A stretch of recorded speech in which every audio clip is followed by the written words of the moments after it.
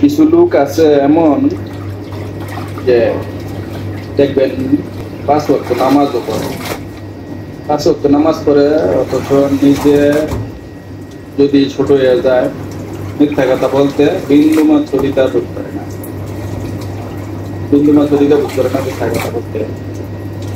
সত্য বললে ছোট হয়ে যাবে, সত্য বললে যদি ছোট হয়ে যায়, এই নামাজের আর এই ফরজগারের কি লাভ, কি দরকার? নিজের অ্যাটিটিউডটা যদি এত প্রাধান্য দেয়,